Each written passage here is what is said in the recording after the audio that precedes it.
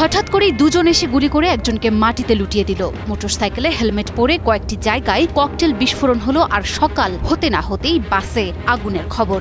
আর এই সব কিছুই একদিনে ঘটেছে রাজধানী ঢাকায়, যার কারণে ঢাকার রাজপথে থমথমে পরিস্থিতি বিরাজ করছে। কি ঘটছে আসলে এই মহানগরীতে? সকাল থেকে রাজধানী যেন এক অচেনা আতঙ্কে মোড়া। পুরান ঢাকার ন্যাশনাল মেডিকেল ইনস্টিটিউট হাসপাতালের প্রবেশদ্বারের সামনেই ঘটে গেল চরম নৃশংসতা। এক ব্যক্তিকে গুলি করে হত্যা করা হলো। সিসিটিভি ফুটেজে দেখা যাচ্ছে ফিল্ম স্টাইলে দুজন ব্যক্তি ঢাকা ন্যাশনাল মেডিকেল ইনস্টিটিউট হাসপাতালের প্রবেশ মুখে এসে ওই ব্যক্তিকে পেছন থেকে গুলি করেন। এদিকে নিহত ব্যক্তির পরিচয় নিশ্চিত করেছে পুলিশ। নিহত ব্যক্তি হচ্ছেন দেশের সন্ত্রাস দুনিয়ার আলোচিত মুখ মামুন। মানে শীর্ষ সন্ত্রাসী না? আচ্ছা, অনেকে ব্যবসায়ী বলতে, এই কারণে আমি একটু ক্লিয়ার হওয়ার জন্য ফোন দিয়েছি। না, শীর্ষ সন্ত্রাসী মামুন, সে তো ইমন মামুন গ্রুপের মামুন। এই ঘটনায় থেমে থাকেনি সহিংসতা। মোহাম্মদপুর, মিরপুর ও ধানমন্ডিতে 7টি ককটেল বিস্ফোরণের ঘটনা ঘটেছে।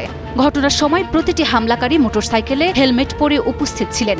মিরপুরে ভোর পৌনে 4টার দিকে গ্রামীণ ব্যাংকের প্রধান কার্যালয়ের সামনের বিস্ফোরণটি সিসিটিভিতে ধরা পড়েছে।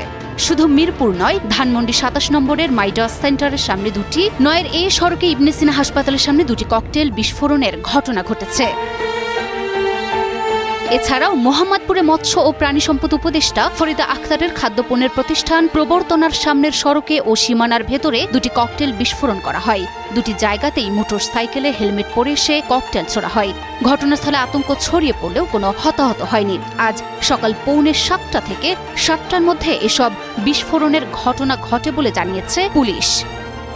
হিরন আরও মিনারেল ওয়াটার মাত্র 50 পয়সায় প্রতি লিটার। তবে এখানে থেমে নেই সহিংসতা। রাজধানীতে 2টি বাসে আগুন দেওয়ার ঘটনা ঘটেছে।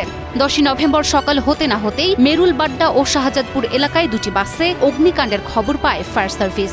পরে তাদের সদস্যদের প্রচেষ্টায় আগুন নিয়ন্ত্রণে আসে। তবে কে বা কারা কি উদ্দেশ্যে আগুন দিয়েছে সে বিষয়ে নিশ্চিত কোনো তথ্য পাওয়া যায়নি।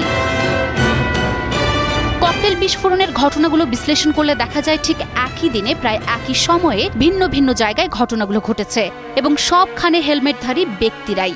13ই নভেম্বর নিষিদ্ধ আওয়ামী লীগের কথিত লকডাউন ঘিরে এসব সহিংসতা কিনা তা খতিয়ে দেখছে পুলিশ। অগ্নিসংযোগের ঘটনায় জড়িতদেরকেও আমরা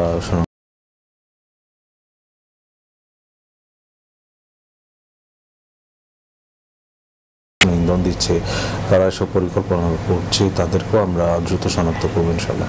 সব মিলিয়ে একই দিনে এই সব ঘটনার সাক্ষী হলো রাজধানী ঢাকা। শহরের জীবনে বিরাজ করছে তাই থমথমে অবস্থা। Desk report, news 24।